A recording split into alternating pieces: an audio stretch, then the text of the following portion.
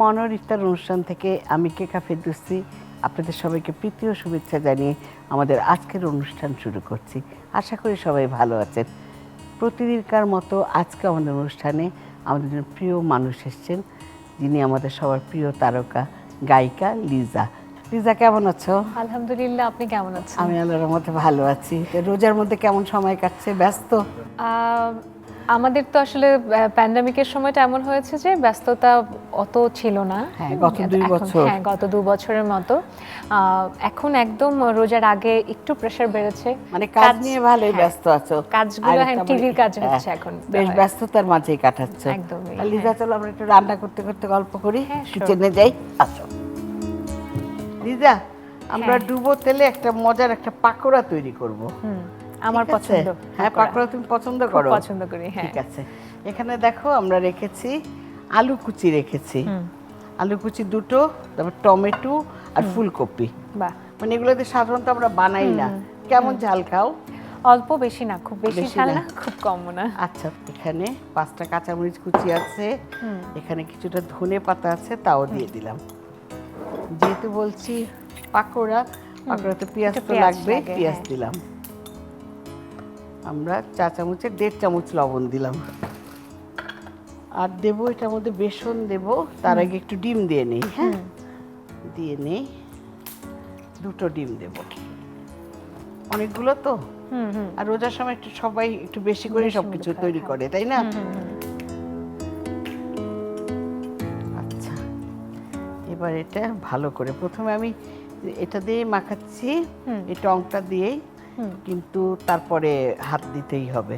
লিজা, আমার একটু পানি লাগবে, তুমি একটু এনে দেবে ওদিক থেকে? তাহলে আমার জন্য একটু পানি নিয়ে আসো। আর দর্শক, আমি একটু বেসন দিচ্ছি, আধা কাপ দিলাম প্রথমে, তারপরে লাগলে আরো দেবো।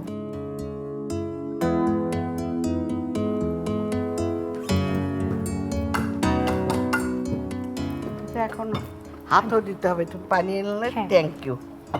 বেসন দিয়েছি, বেসন এখানে 1 কাপ আছে, একটু পানি দিয়ে দেই। এটার মধ্যে আমরা একটু বাদাম দিচ্ছি।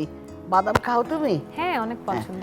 বাদামটা দিচ্ছি, মানে আমরা যখন পাকোড়াটা খাবো না, তখন মুখে একটু বাদামটা লাগবে, খুব ভাল লাগবে তখন। এখন এটা আমি ছাড়বো কয়েকটা করে।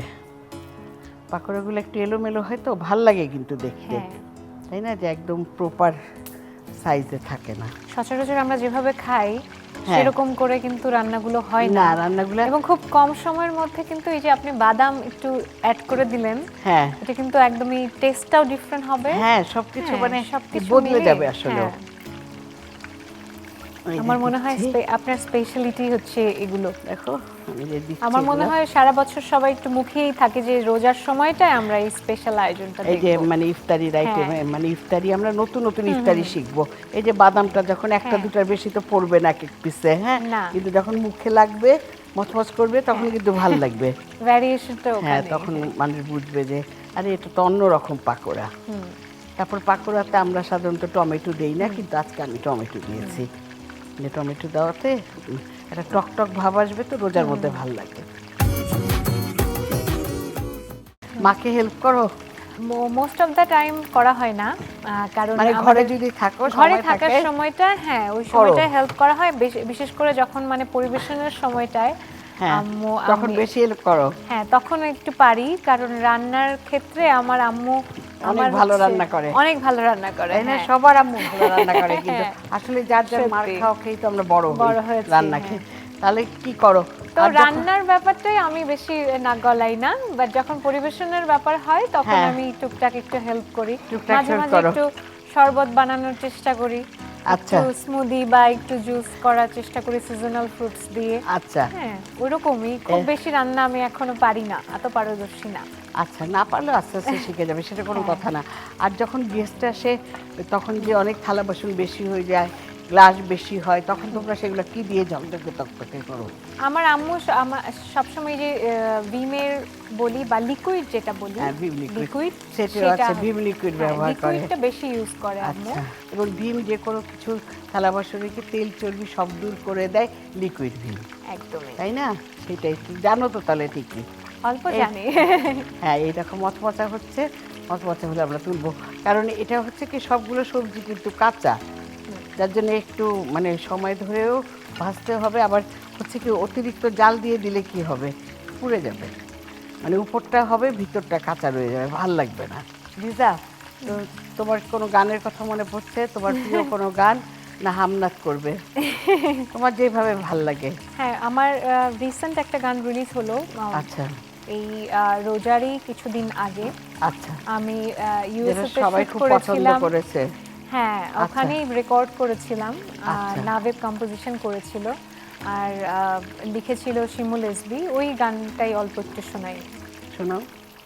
আমি একলা, তুমি ছাড়া, কাটে না বেলা, দিশে হারা হয়ে তোমার খুঁজে যাই,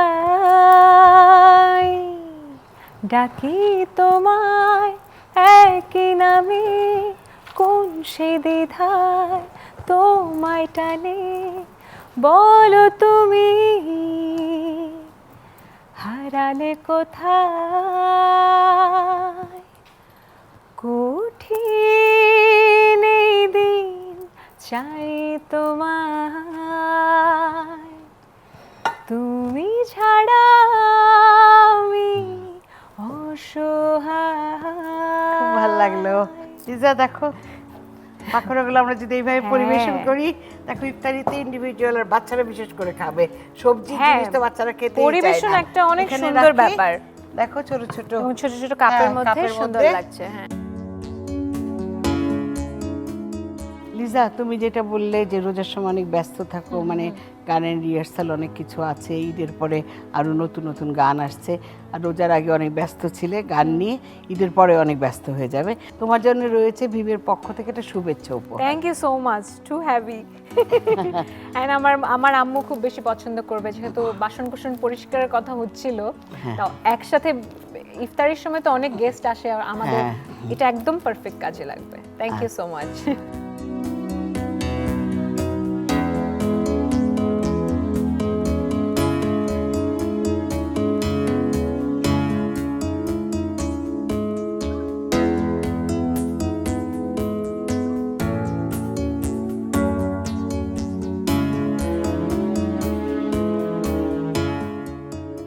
মনোহর ইফতার অনুষ্ঠান থেকে আমি কেকা ফেরদৌসি আজ এখানেই বিদায় নিচ্ছি। খোদা হাফেজ।